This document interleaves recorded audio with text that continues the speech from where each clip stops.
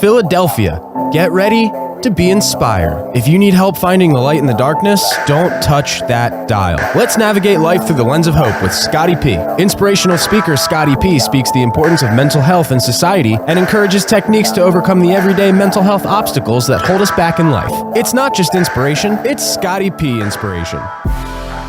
Why, hello there, everyone. Welcome to another episode of the Scotty P Inspiration Show with your host, Scotty P, also known as Scott Prendergast. I want to thank you all for joining me today for another episode, and I hope that what we say here today can help you to navigate your life through the lens of hope and rediscover a little bit of that resilience within yourself. I want to thank you for joining me again today. A couple quick administrative things to get out of the way. Number one, if you want to watch this podcast, you can by going on my YouTube channel, which is Scotty P Inspiration. Watch it that way. Or, of course, you can listen to it on any major podcast platform by just searching The Scotty P Inspiration Show. All right, everybody. Thank you again. Happy July 2nd is when I'm recording this today. I appreciate you all being here. As you know, I like to jump right into things and get started with the message so you can take this and run with it and apply it to your life right here, right now. And that's what we're going to do. Today, what I wrote about, and I titled this message really the following: the war of want versus wait.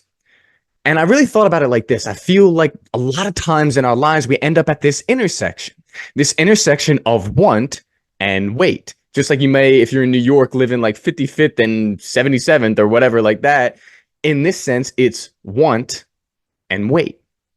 And a lot of us end up at this intersection torn between which way to go, torn in which direction to follow. Do we continue to wait and be patient because we know there's value in that? Or do we allow this desire of this want to produce some type of action in us and just say, forget you, to wait and just go with it?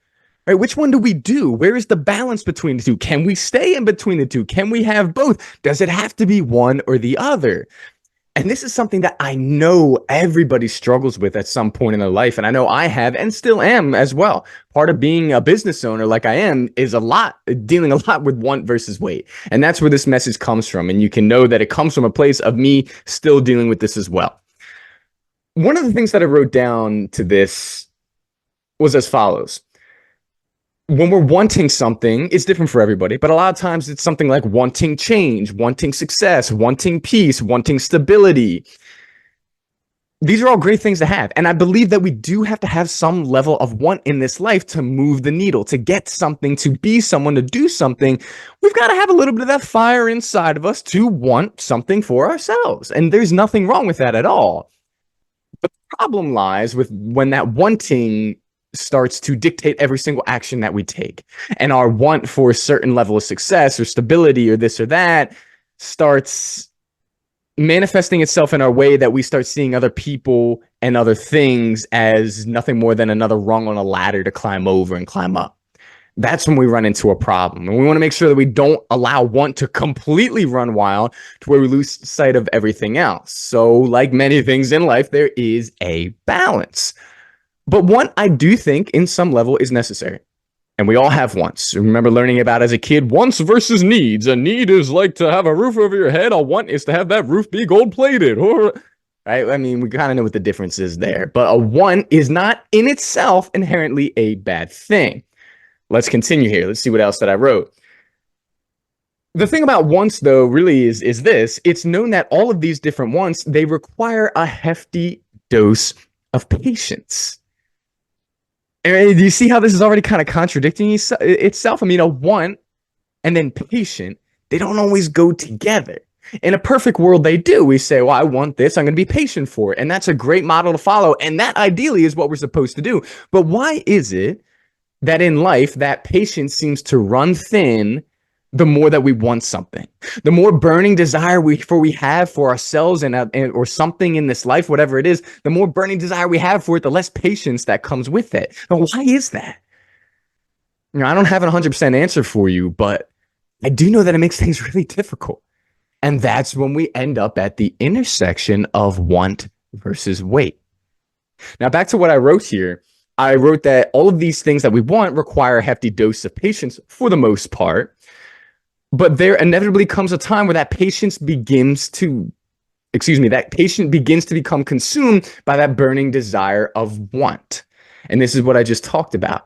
What do we do in this situation where we know that our patience is being consumed?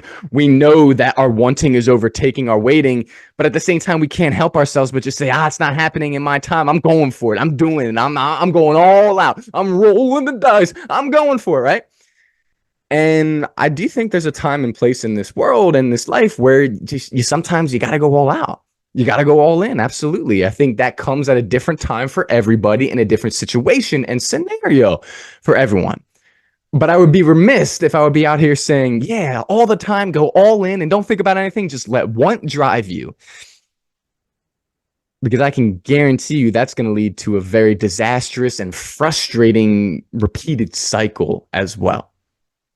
So let's dive in a little bit deeper here. I'm looking, again, for those of you who aren't watching the video, I wrote something when I was on a walk the other day, and I'm kind of reading it off of that and then summarizing as we go, because that's when it's most authentic, and that's what I want this show to be about. Authentic Scotty P talking about what I wrote to help you.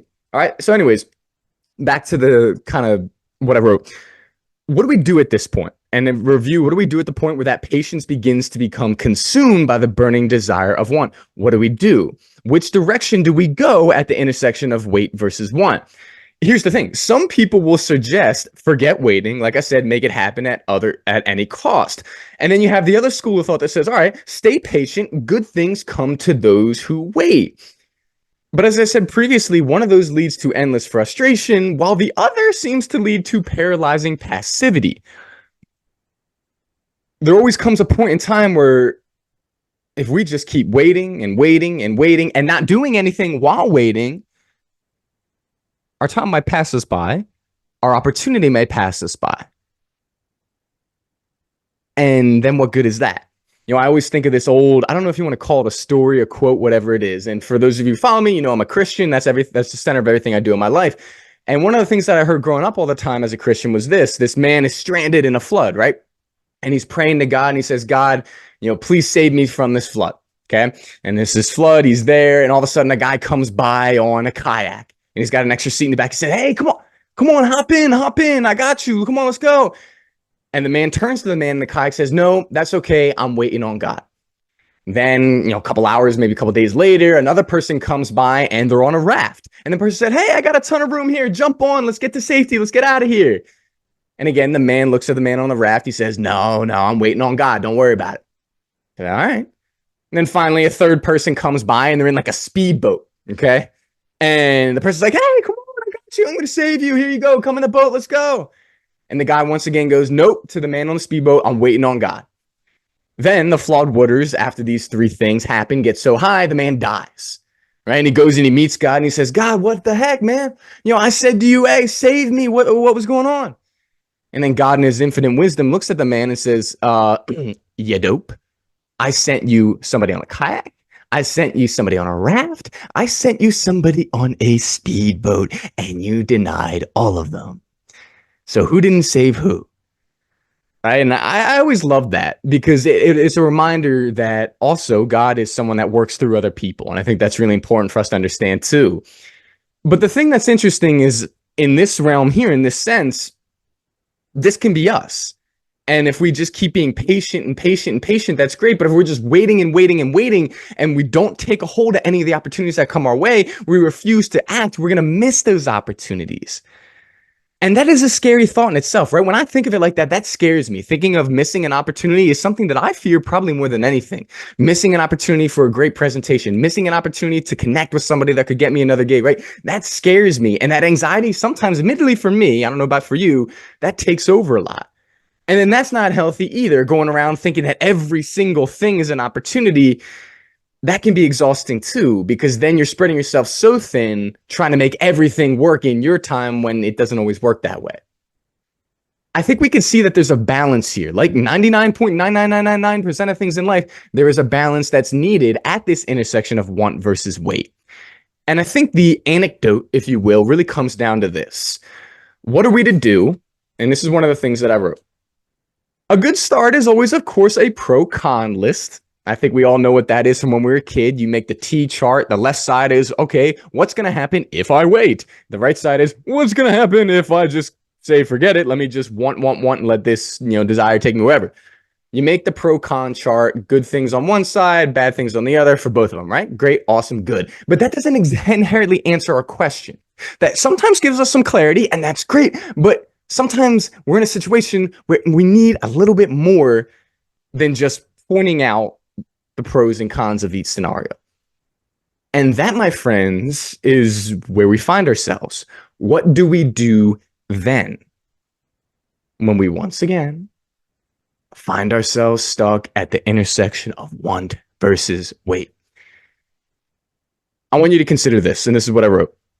When you find yourself at this intersection of want versus wait, instead of looking around at the want side or looking down the street of the wait side, let's look inside.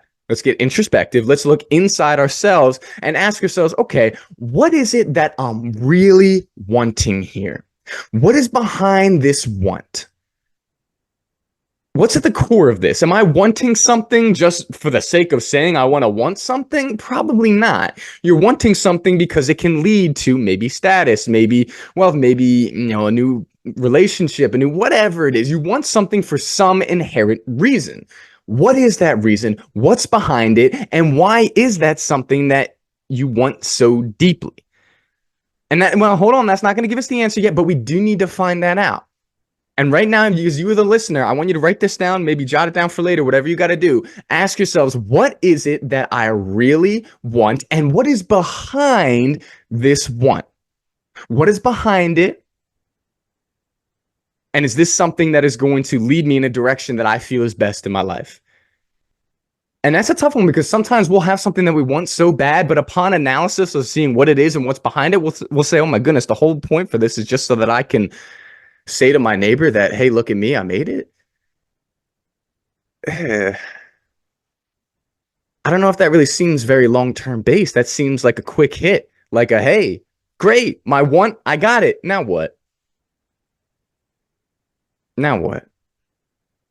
Right. And I think in a situation like that, that can be a time where patience and waiting is going to be something that might be a bit more helpful, so that we could discern and understand, hey, wait a second here. This one is not really a long lasting thing. This is not something that's going to bring me on a road to where I want to be and to longevity of success or whatever. This is just a quick hit to prove something to somebody else.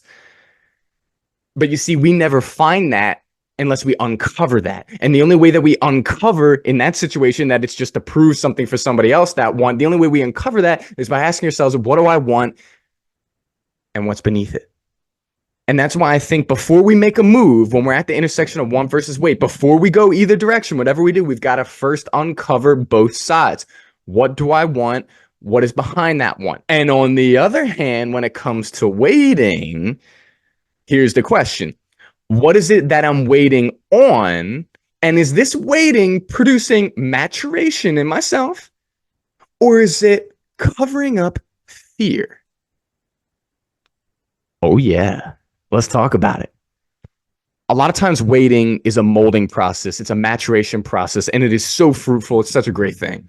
It's so painful, but afterwards you're like, man, that was fantastic. I'm so glad that I waited on that. I'm so glad I waited for this, because now I have, the right attitude or mental capability or experience of life to move forward in the right direction. Whereas if we just went off the one, we didn't get that. That's great. That's the ideal situation of waiting, is so that you can produce something on the inside of you that's going to help you in the long run. That's great. Now, with that being said, okay, here we go. Let's talk about it. Sometimes we can say, oh, I'm waiting on something. I'm waiting, I'm growing, I'm waiting. But deep down inside, we know that we're afraid to make a change or make a move or to step out on the wave, so to speak, and take action. Hey, if that convicted you, it convicted me as well. Okay, I've been there, right? But think about it. Sometimes we'll tell people, I'm waiting, or I'm working, I'm in the process, I'm in the lab, right? And that's a great place to be, unless it's not where we're supposed to be, because we're using it as a screen, a smoke screen, because of fear. Fear can be a powerful motivator. It can make some of us do great things, but it can also be the ultimate kind of, how do I say this? The ultimate paralysis. Afraid to make a move, afraid to try something new, afraid to take that step, afraid to start that business, afraid to talk to that person, afraid to do this or do that. And that's a tough place to be. And I've been there myself numerous times. And I've also been there where I've said, oh, yeah, I'm waiting. But really, I was just using that as an excuse because I didn't know how to take the jump. These are things for you, the listener, to think about. I'm going to review this part real quick before we get to the end here. When you're at the intersection of want versus wait, ask yourself this: what is behind my wanting and what is behind my waiting? For the wanting, am I wanting something for the right reasons that's going to be long-term and help me? Or am I wanting something that's based off of something that's very shallow and isn't going to produce anything good? And then on the other end, for the waiting side, am I waiting because I'm in a season of maturation and I need to better myself and need to grow on the inside a bit? Or am I waiting as a way of covering up the fear of making a move? I can't answer that question for you, but I hope that upon listening to this, you will find that answer yourself. And that answer will help you to know in this moment whether to make a right and go down the one street or keep going straight, head on down the wait street. And the thing is, you never know when that next intersection is gonna come. You might be like, well, I've been on this one street for a while, and all of a sudden you make a right. Whoa! Here's Wait Street again, right? So you never know, but you gotta take that step on whichever way that you feel, based off of the analysis that I've just given you, is the right direction for you to go. And again, that's different for everybody at different times in their lives. You may have a time where it's time to go on one street. Then you may have another time 10 years later, 5 months later, whatever, where it's time to go on Wait Street.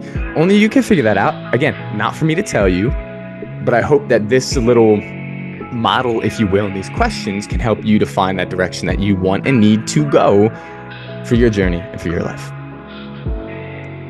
And when you ask yourself this, I hope that it brings clarity in this moment the best that it can. All right, everybody, I like to keep this short and sweet, so I'm wrapping things up today. I want to thank you for joining me today on this episode. I really appreciate it. I hope you can take something positive from this episode and apply it to your life, because that's what we're trying to do out here. Thank you so much again, everyone. Until next time, this is Scotty P, signing off.